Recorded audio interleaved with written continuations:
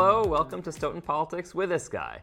I don't have a guest today, I just wanted to give you a quick update because I've been railing for 2 months now about the SMAC board and their NDAs and their top secret bylaws, and I've been making at least something akin to progress, so I want to keep you in the loop.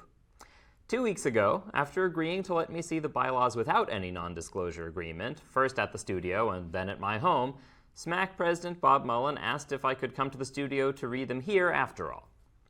What I found upon arrival was that board member Peter Brown was here too, and that they had an acknowledgement of receipt form for me to sign before they'd let me read the bylaws, which quoted a paragraph, apparently from those bylaws, about my duties to the corporation as a member.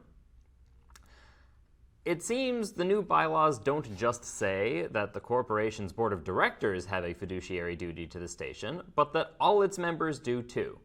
This is an unusual arrangement, to say the least. It's very normal to say that the people running an organization have a duty to act in that organization's interests to the best of their ability. It's not at all normal to say that everyone who signs a membership form, even without paying a fee to become a voting member, has a duty to protect the corporation above all else. It's especially strange to put that in the rules without making the rules public. Anyone who became members or renewed their memberships this year without signing an NDA to read the new bylaws before they were passed is now learning about this clause the same way you are, by watching some guy on TV tell them that, oh, by the way, the anodyne membership form you filled out was apparently also a loyalty oath, according to a document you weren't given to read. Your membership can be revoked without refund if the board decides that you have not been acting in the corporation's best interests, whatever those are determined to be. Which raises an interesting question. By criticizing how these bylaws got written and passed, am I acting against the station's best interests? Was I acting against its interests when I said its lawsuit against the town was frivolous and its lawyers do not strike me as competent? If I publicize SMAC's flaws or the problems in its bylaws, is that an attack on the station or is that support? This is a highly subjective question. As I told Bob, there is more than one way to view supporting an organization. You can say it needs good PR and members who proclaim its greatness at every turn, or you can say that critique and response are essential for improvement, that if no one tells you when you mess up, they aren't doing you any favors. I have not been relaying all my disagreements with the board so that SMAC could go up in flames. I've been doing it so that SMAC can be improved. The dream is to have an organization that is responsive to its membership, frugal with its resources, and effective in delivering its services. The question is how we get there. Back to our meeting. As I explained to Bob and Peter, requiring me to sign an acknowledgement of receipt before I could receive the actual document is getting the order of operations backwards. How could I acknowledge receipt for a document that I had not, in fact, received? How could I sign a form saying that I understood the requirements of a paragraph from the bylaws before confirming that this paragraph was even in there? This may seem like a simple point, but we spent the next hour and 15 minutes arguing about it. The entire meeting felt like an attempted ambush, and Peter and I especially did not remain quiet or polite. But to their credit, Peter and Bob did actually listen, and after a few minutes conferring with each other while I waited outside, they agreed to let me read the bylaws without signing anything, and also asked me for my perspective on SMAC's governance. What would actually make me happy? If it were me running SMAC, what would I be doing in the board's place? So just so we're on the same page, here's what I told them. First, that in their place I would make the bylaws completely public. I would put them on SMAC's website and invite the public to comment on them and give suggestions for improvement. If you've been working hard on a document and you're proud of what you produced, you don't keep it secret.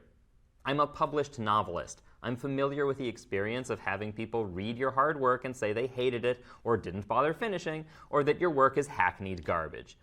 Having some people complain is kind of part and parcel of the whole experience of accomplishing things. And bylaws, unlike novels, can be easily revised again after they've been published. If people spot your errors and talk about them, you can just thank them for spotting those and fix them in the next revision. This point seemed to resonate with Peter, Bob said making the document completely public was a step too far, but asked if something like a members-only section of the website would do. I said I thought it would, as long as all members could access the site, not only paid members and not only voting eligible members. Anyone with enough interest to become any level of member in the organization should have the ability to read how the organization works. Bob and Peter seemed receptive to this idea, but of course the proof of the pudding is in the eating. I'll give them credit for making the bylaws accessible to all members when they've made them accessible to all members. My second suggestion was about encouraging membership and participation. The new laws are written such that in order to participate as a voting member in the annual May meeting, you need to have bought yourself a paid membership by the previous fall and renewed your paid membership by the end of January. This, in my opinion, discourages participation from anyone who isn't able and willing to shell out for 2 annual memberships. I think participation should be encouraged from everyone in town, that the station would be best able to survive the rough seas of falling cable subscription numbers and insufficient government support for local media if it had a big, wide base of support. When the new bylaws passed, only 22 people voted in that election. The station would be healthier and more robust if its next election had 100 voters, and the one after that had 1,000. Bob expressed to me that the waiting period before you are eligible to vote was increased because in some previous election there had been a huge number of last-minute sign-ups. Well, the kind of last minute that ended 30 days before the election, and it had been a mess. I don't think that's a mess. I think that's how elections work. You usually don't get to be sure of how an election will turn out or who will come out to vote for it in advance, and that's okay. If it were up to me, I would change the bylaws to shorten the waiting period and make sure that votes and meetings had to be announced publicly in time for a person who saw the announcement to become a voting member in time to vote. That seems pretty basic to me. My grand vision isn't anything grand. It's for everyone in town to be able to find out how the rules work, have enough input into those rules that they can point out anything from structural mistakes to drafting errors without it being a big deal, that everyone be able to get involved easily and without breaking the bank, and have trust in a board of directors that is transparent and responsive. That's it. I don't expect anyone to have the same politics as me, or God forbid for the station to become a partisan outlet. Everyone, anyone, should be able to walk in and make a show just like I was able to, whether I like their politics or not. And to be clear, as far as I know, none of these steps are things the board of directors is legally required to do, but they shouldn't have to be. You shouldn't need to be forced to make your organization transparent and accountable. You should be able to recognize the right thing to do and choose to do it of your own volition. Lastly, let me say a few words about the experience of reading the bylaws. It took me an hour and a half last week, sitting down with Bob, to read the first 6.5 pages, both because I kept pausing to explain to him my issues with practically every paragraph, and because the document is simply badly written. There are grammatical errors, formatting errors, and actual contradictions from one page to the next.